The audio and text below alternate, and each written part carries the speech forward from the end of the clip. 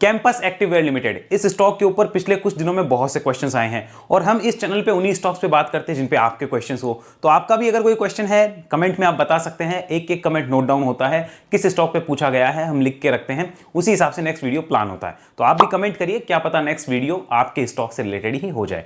साथ में याद रखिए 11 अगस्त को ये वाला वीडियो अपलोड किया था कैंपस पे, बताया था कि स्टॉक जब तक 330 के नीचे है इसमें बॉटम आउट की इंडिकेशन नहीं है, बड़ा पैसा नहीं लगाना चाहिए, दूर रहना चाहिए इस कंपनी से। एक बार क्लियर बात करी थी, तो करते हैं एक बार वापस इस वीडियो में एनालिसिस कि आज की डेट में स्टॉक क्या बोलता है, फंडामेंटल प्लस टेक्निकल दोनों देखेंगे, लेकिन किसी टाइप से बाय सेल होल्ड की रिकमेंडेशन के तौर पे नहीं है। कोई भी बाय सेल करने से पहले अपने फाइनेंशियल एडवाइस से बात जरूर कर लीजिएगा। हम सिर्फ बात कर रहे हैं कि आज की डेट में हमारे पास क्या क्या ऑप्शंस अवेलेबल है, क्या क्या संभावनाएं अवेलेबल है, उनके ऊपर डिस्कशन होने वाला है। पहले सुनिए जरा लास्ट वीडियो में हमने बात करी क्या थी। तो अगर मैं इन रीसेंट आईपीओस के ट्रेंड को देखूं तो मैंने एक चीज ऑब्जर्व करी है कि ये प्रीवियस जो अपना लिस्टिंग प्राइस है उसको काटकर कम से कम 10 से 20% नीचे जाते हैं, कम से कम। तो यहां पर ये कम से कम वो 10% वाला कहानी तो कर रहा है, ऑलमोस्ट कर भी चुका है।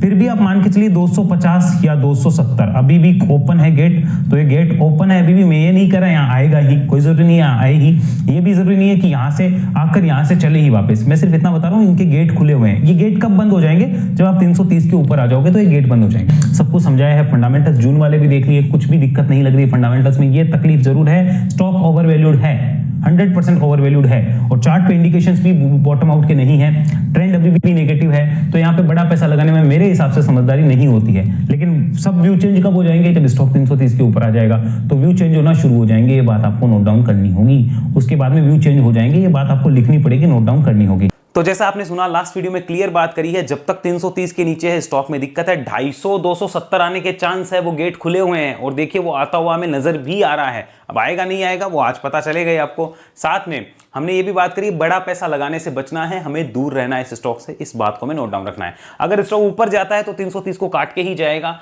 तब इंडिकेशंस आ जाएंगे तो हमें काम करने में बड़ी सुविधा होगी। अब बात करते हैं पहले इसके चार्ट पे और फिर फंडामेंटल एंड देन चार्ट पे चर्चा। ये चार्ट बस मैं इतना ही दिखाना चाहता हूं कि अपने हाई से 56% स्टॉक टूट गया। हुआ क्या था, लिस्टिंग जहां पर होती है, आजकल आपने देखा होगा आईपीओ की लिस्टिंग के बाद लोगों में क्रेज बनता है, ले लूं क्या ले लूं क्या। जैसे आज एक आईपीओ लिस्ट हुआ है जेएसडब्ल्यू इंफ्रा, लोगों ने सुबह से उसके क्वेश्चंस भर रखे हैं, जेएसडब्ल्यू इंफ्रा ले लूं क्या।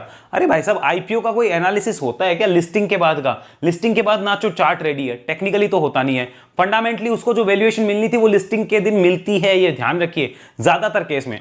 फिर क्या होता है आजकल कि लिस्टिंग के बाद स्टॉक थोड़े टाइम रुककर एक बड़ी तेजी लेता है जिसमें लोग फंसते हैं, फिर स्टॉक नीचे आता है। ये बहुत से स्टॉक में देखा गया, 90% स्टॉक में। 10% स्टॉक जो क्वालिटी होते हैं लाइक डी मार्ट, वो नीचे नहीं आते, बाकी हर स्टॉक इसी टाइप से नीचे आता है और लोग फिर फंसते हैं तो कहते हैं कि मार्केट बेकार है। पहले इसके फंडामेंटल्स देखते हैं, चेक करते हैं कहीं वो तो बेकार नहीं। लास्ट वीडियो में जैसे मैंने बात करी थी कि स्टॉक ओवरवैल्यूड है, नो डाउट ओवरवैल्यूड है, और एक कंपनी क्लियरली महंगी नजर आती है, भले ही कितनी भी करेक्ट हो गई बट ओवरवैल्यूड है। आज देखते हैं क्या है डाटा। ये देखिए सबसे पहले इसका फंडामेंटल डाटा, लगभग 8,900 करोड़ के आसपास की मार्केट कैपिटल है। स्टॉक का पी 75-76 का है, और अगर देखा जाए आरओसी और आरओई तो मैं तो दोनों को अच्छा कहूंगा, इसे खराब मैं नहीं कह सकता, दोनों अच्छे हैं। बुक वैल्यू कंपनी काफी कम है, प्रोमोटर्स की होल्डिंग काफी अच्छी मानी जाएगी, बहुत अच्छी प्रोमोटर होल्डिंग है। डेट टू इक्विटी रेशियो ठीक ठाक है, लेकिन ये पिछले कुछ सालों में अगर बढ़ता हुआ है तो गड़बड़ है, ये भी हमें ध्यान रखना है। ईपीएस में काफी कम मानूंगा, बहुत कम ईपीएस है। यहां पर प्रॉफिट की ग्रोथ माइनस रही है जो नेगेटिव पॉइंट है, फ्री कैश फ्लो अच्छा नहीं है जो नेगेटिव पॉइंट है, पीजी रेशियो हाई है जो नेगेटिव पॉइंट है, market cap to sales okay कह सकते हैं, ठीक ठाक, बहुत नेगेटिव में इसको नहीं कह सकता। तो ये चीज जो हमें पता होनी चाहिए, फंडामेंटल की बेसिक जानकारी है। आगे चलते हैं, नेक्स्ट इंफॉर्मेशन देखिए, ये हमारे सामने है स्टॉक का पी अभी तक क्या रहा है लिस्टिंग के बाद से। लिस्टिंग के बाद देखिए स्टॉक का पी कैसे बढ़ा था, देखिए आप ये जो पी है, ये पी का डाटा आप ध्यान से देखिए, ये पी लगभग 300-350 का पी था, मतलब हद होती है यार, इतने हाई पी पे ट्रेड कराओगे बाद में नीचे नहीं आएगा, तो 100% आना है, वो आया। अब ये पिछले कुछ टाइम से लगभग 100 के नीचे जो है वो लगातार ट्रेड करता हुआ नजर आ रहा है, तो अभी 75 के आसपास इसकी पी मिल रही है। बात की जाए अगर रिलैक्सो की, तो रिलैक्सो की पी लगभग 130 के आसपास है, और बाटा की पी कुछ 70 के आसपास होगी, ऐसा मुझे अनुमान है। आगे देखिए यहां पर क्वार्टर रिजल्ट जून का चल रहा है और मार्च 21 से लगातार आपके पास क्वार्टर रिजल्ट के डाटा हैं। अगर आप देखेंगे आपको पता चलेगा पिछले 3-4 क्वार्टर में यहां पर लगातार एक बार खाली यहां पे अपसाइड हमें देखने को मिली थी प्रॉफिट्स के अंदर दिसंबर 22 में, उसके बाद में लगातार हमें डाउनसाइड देखने को मिल रही है। सेल्स 354 करोड़ रही है इस कंपनी की, और इसके लिए सबसे अच्छा क्वार्टर दिसंबर का ही होता है। ये वीडियो में लास्ट में भी बताया था, लास्ट वीडियो में दिसंबर के अंदर शूज की बिक्री होती है अच्छी खासी, इसके प्रोडक्ट अच्छे बिकते हैं। तो दिसंबर के क्वार्टर में आप देखिए हर बार सेल्स जो है वो काफी अच्छी आती है, 400 करोड़ से ऊपर की सेल्स आती है, प्रॉफिट देखिए अच्छे आते हैं दिसंबर के क्वार्टर में। और उसके बाद में जून के अंदर जो प्रॉफिट है, अगर आप उसको कंपेयर करेंगे पिछले साल से, तो सेल्स थोड़ी बहुत बड़ी है लेकिन प्रॉफिट उतने ही रहे हैं। तो ये हमें देखना होगा कि भाई साहब आपने 20 करोड़ 15 करोड़ की सेल्स बढ़ा ली लेकिन आप प्रॉफिट नहीं बढ़ा पाए।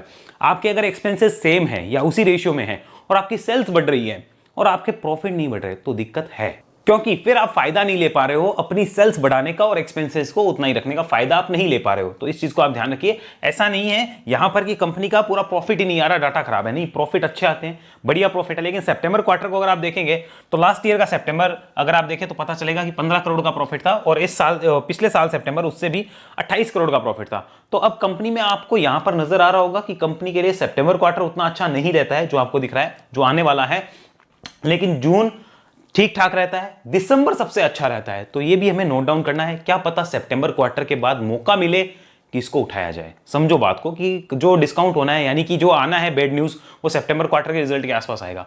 उसके बाद दिसंबर में तेजी आती है तो क्या पता शेयर में कुछ मूव आए, ध्यान रखना है ना माइंड में। ऐसा नहीं कि एक चीज देख के डिसीजन लिया। आगे चलते हैं, इसको हम देखने चले प्रॉफिट एंड लॉस ईयरली। यहां पर देखिए मैं एक चीज आपके साथ शेयर करना चाहता हूं, ध्यान से देखना। ये देखिए लगातार इसकी प्रॉफिट्स में देखिए ग्रोथ थी, दिख रहा है, लेकिन लिस्टिंग के बाद देखिए अब लिस्टिंग होने के बाद उतनी ग्रोथ नहीं रही जितनी लिस्टिंग से पहले थी। गौर से नोट करिए इस चीज को, तो देख आगे समझो इसको। यहां पर देखो प्रॉफिट्स भी देखना है, इसके प्रॉफिट्स अच्छे नॉर्मल हो गए। अब देखो लिस्टिंग के बाद है ना प्रॉफिट में ग्रोथ नहीं थी, लिस्टिंग जब तक नहीं हुई थी प्रॉफिट में और सेल्स में ग्रोथ थी। तो क्या प्रमोटर्स को या जो आईपीओ ला रहे थे इनका बोर्ड, उनको पहले से पता था कि आने वाले 2-4 साल ग्रोथ नहीं है, तो अच्छे वैल्यूएशन लेकर इस पीरियड के दौरान हम लिस्टिंग क्यों ना करवा ले? क्या कुछ ऐसी प्लानिंग थी? हो सकता है, कोई बड़ी बात नहीं है, उनके दिमाग में भी रहता है। और एग्जिस्टिंग इन्वेस्टर्स को एग्जिट रूट देना पड़ता है उनको, उनकी मजबूरी है, तो ये सारी चीजें होती है। लेकिन आप देखिए ग्रोथ मिसिंग आ रही है यहाँ पे, बट सेल्स मेंटेन है तो अच्छी बात है। कंपनी ग्रोथ ला पाई तो यहाँ पे अच्छे प्रॉफिट्स आएंगे, वरना नहीं आएंगे। आगे चलते हैं, इतना हमें पता चल रहा है कंपनी लॉस मेकिंग नहीं, कंपनी अच्छी है, खराब नहीं है। सेल्स ग्रोथ कंपनी कैसे लाई है पिछले 5 साल में, 3 साल में, उसके डाटा आपके सामने। मैं तो इसको अच्छा कहूंगा, मैं खराब नहीं कह सकता। लेकिन अगर ट्रेलिंग 12 मंथ का देखा जाए तो 7% है, जो कि खराब है और नेगेटिव चीज है, हमें नोट करनी होगी। प्रॉफिट कंपनी ने हमेशा अच्छे मेंटेन करे, लेकिन ट्रेलिंग 12 मंथ में नहीं कर पा रही है, ये भी हमें ध्यान रखना होगा और समझना होगा उस चीज को। नेक्स्ट, रिटर्न ऑन इक्विटी देखिए कंपनी का कैसा रहा है। स्टॉक प्राइस सीएजीआर तो अवेलेबल है नहीं, देखा जाए तो 50% माइनस है एक साल में अपने हाई से, तो वो यहां पे डाटा आ रहा है। रिटर्न ऑन इक्विटी देखा जाए तो अच्छा रिटर्न ऑन इक्विटी है, इसे मैं बहुत अच्छा रिटर्न ऑन इक्विटी मान सकता हूं। नेक्स्ट चलते हैं, यहां पर बात कर लेते हैं कंपनी के बैलेंस शीट पे। देखिए एक इंटरेस्टिंग चीज मुझे यहां पे दिखानी थी कि आप देखिए कंपनी बीच में डेट कम कर रही थी, उसके बाद इसके डेट वापस बढ़ गए, लेकिन ये बोरोइंग्स हो सकता है शॉर्ट टर्म बोरोइंग्स हो, इतनी चिंता नहीं है। अच्छी बात क्या थी यहां पे वो मैं आपको दिखाना चाहता हूं कि इसके रिजर्व्स लगातार बढ़ रहे हैं, जो मुझे काफी अच्छा लगा। ये चीज है ना, इसकी चिंता इतनी करने की कोई जरूरत नहीं, क्योंकि company already virtually debt free है और ये शॉर्ट टर्म बोरोइंग्स है, इसकी वजह से यहां पे दिख रही है। बट अगर आप ध्यान से देखेंगे आपको पता चलेगा कि कंपनी के रिजर्व्स जो है ना वो काफी अच्छे रेशियो में बढ़ रहे हैं, तो ये किसी भी कंपनी के लिए अच्छा साइन होता है। यानी प्रॉफिटेबिलिटी है, रिजर्व्स भी बढ़ा रही है। मार्केट शेयर कंपनी का देखो 17% का है, जो हमारे शूज आते हैं स्पोर्ट्स वियर उनके अंदर 17% का मार्केट शेयर कंपनी रखती है। नेक्स्ट, इसी चीज पे अगर बात करें, किसको ज्यादा माल बेचती है कंपनी, तो सबसे ज्यादा बेचता है मैन को, वुमेन एंड चिल्ड्रन को कम माल बिकता है।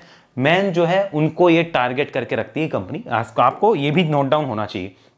इसमें एक इंटरेस्टिंग चीज और दिखाता हूं आपको कि किस प्राइस के शेयर्स, किस प्राइस के जूते, शेयर से याद रहता है, काम ही वही रह गया ना, किस प्राइस के जूते। देखो 8 और बिलो 1050, मतलब 1050 से कम के जो माल बिकता है वो 47% है इसकी बिक्री का। 1500 से ऊपर का जो माल बिकता है वो 31% है इसकी बिक्री का। 1000 से 1500 का जो माल बिकता है, 1050 से 1500 की रेंज का जो माल बिकता है वो 20-21% है, और अदर के अंदर यहाँ पे 0.8% है। यानी सबसे बड़ा ऑडियंस इसका कौन सा है, ऑडियंस मींस कस्टमर कौन सा है, टारगेट वाला, वो है 1050 के नीचे वाले जो शूज खरीदते हैं या इसके प्रोडक्ट लेते हैं वो। प्लस यहां पर थोड़े ब्रांडेड भी बनाती है, अच्छे ब्रांडेड, या ब्रांडेड मींस थोड़े प्रीमियम शूज भी है इसके पास, जो कि 1500 से ऊपर के हैं, उसमें 31% का कंपनी का रेवेन्यू आता है। ये भी आपको पता होना चाहिए। यानी अफोर्डेबल जो चीजें हैं उसको ये बनाती है और टारगेट करती है मिड टू हायर क्लास को, ये भी आपको ध्यान रखना है। शेयर होल्डिंग ब्रेकअप को समझिए। प्रमोटर्स की होल्डिंग मैं इसे बहुत अच्छी कहूंगा, ये बहुत अच्छी मानी जाएगी। एफआईआईज का भी यहाँ माल है, बहुत अच्छी बात है। म्यूचुअल फंड का भी है। पब्लिक के पास सिर्फ 8% होल्डिंग है, तो ये अच्छी चीज है कि 90% से ज्यादा होल्डिंग बिग प्लेयर्स के पास है, पब्लिक के पास काफी कम है। चिंता पब्लिक से ज्यादा उनको होगी, ये भी हमें नोट रखना होगा। नेक्स्ट, अगर शेयर होल्डिंग को कंप्लीटली यहां समझना है तो इसको भी आप यहां समझ सकते हो कि यहां पर 73.94% है। इसमें एक चीज गड़बड़ है, प्रमोटर्स ने कुछ होल्डिंग अपनी खाली करी है, वो क्यों करी है वो जाने। यहां पर अगर एफआईआई को देखोगे तो उन्होंने भी अपनी होल्डिंग कुछ थोड़ी सी घटाई है, बट ओवरऑल इन्होंने होल्डिंग बढ़ाई है। डीएआईज की होल्डिंग नॉर्मल है, पब्लिक की यहां पे होल्डिंग थोड़ी बड़ी है। इसको देख के बहुत क्लियर पिक्चर नहीं आ रही, बट इतना पता चलता है 90% से ज्यादा होल्डिंग हमारे बड़े प्लेयर्स के पास है। नेक्स्ट, अगर इसी पे बात करें तो हमें देखना होगा अब चार्ट। लेट्स डू चार्ट पे चर्चा। क्लियर पिक्चर वही बताएगा चार्ट क्या बोलता है।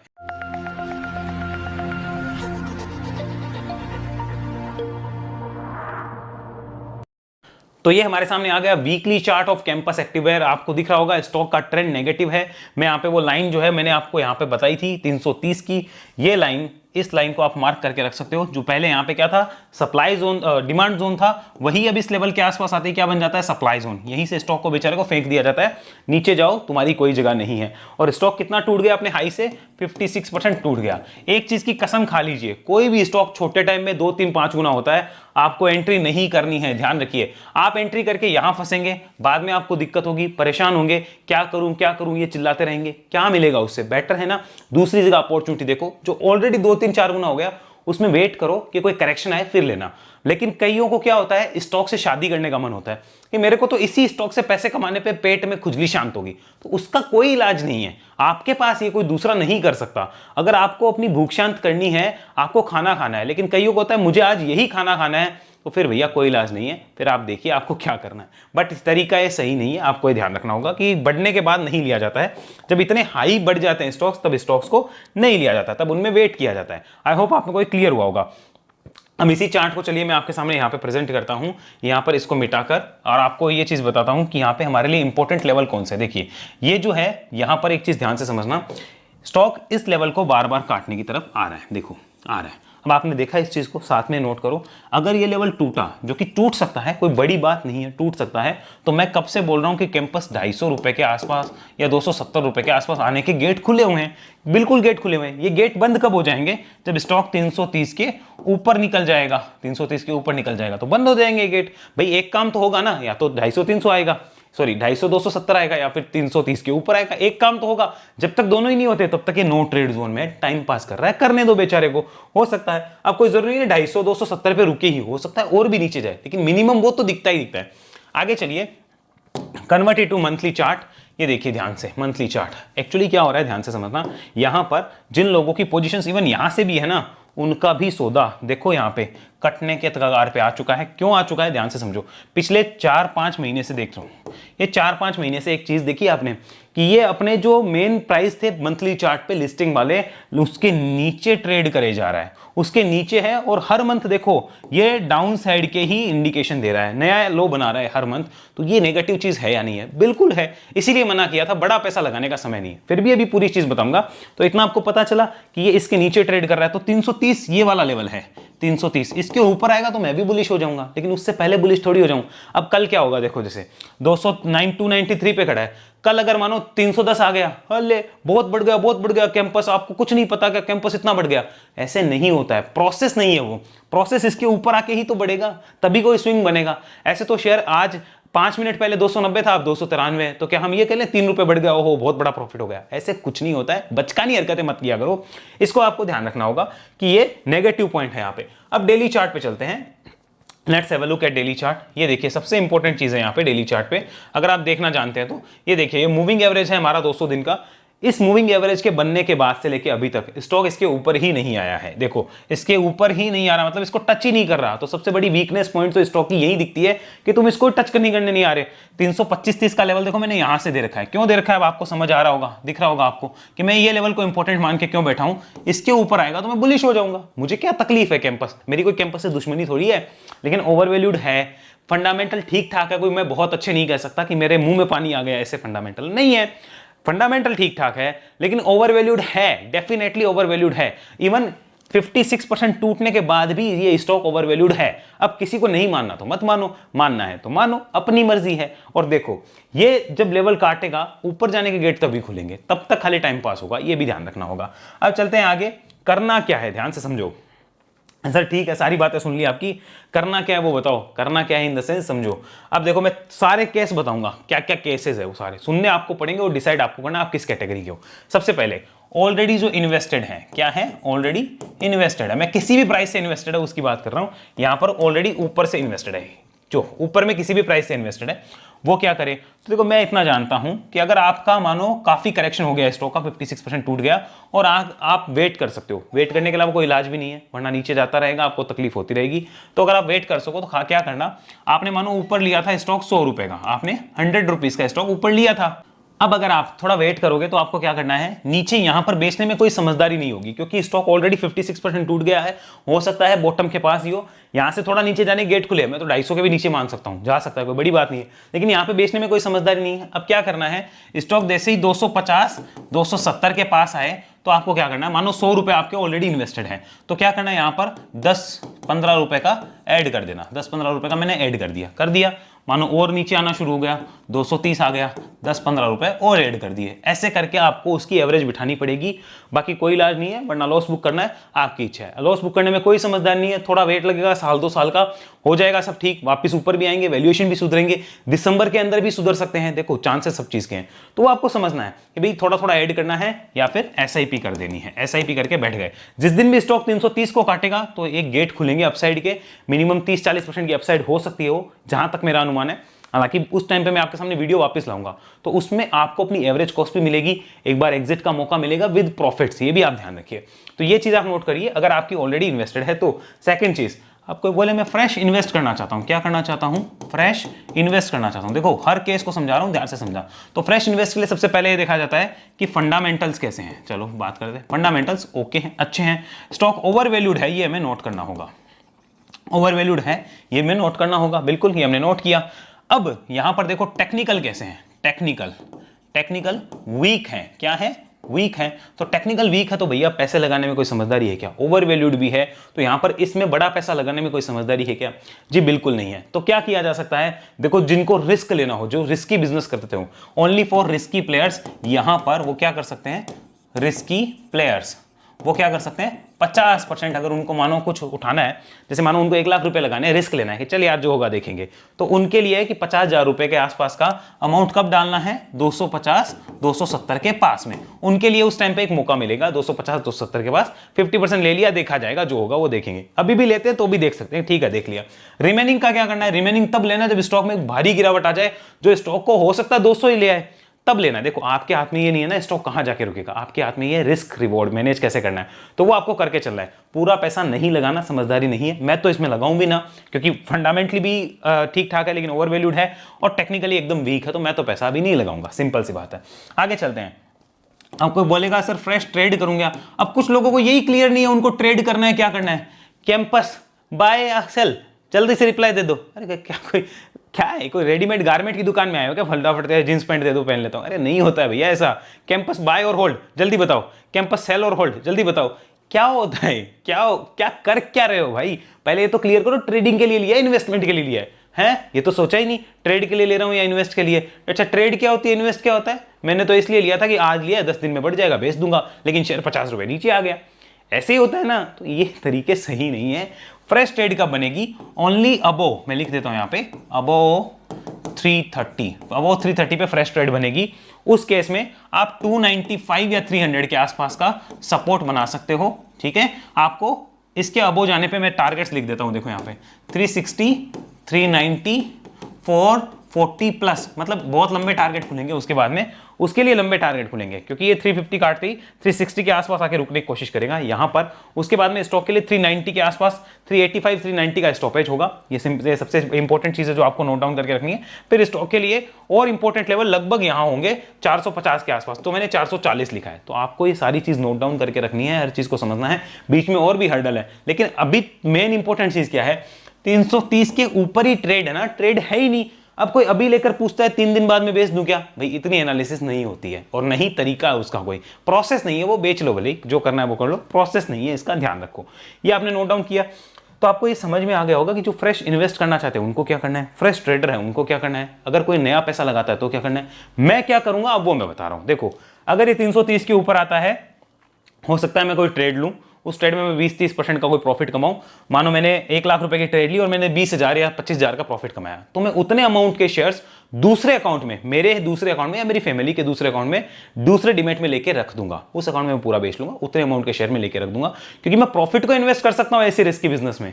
Risky business in the sense over valued companies में मैं अपनी बड़ी कैपिटल को इसमें इन्वेस्ट नहीं कर सकता, मेरी कैपेसिटी नहीं है, सीधी बात है।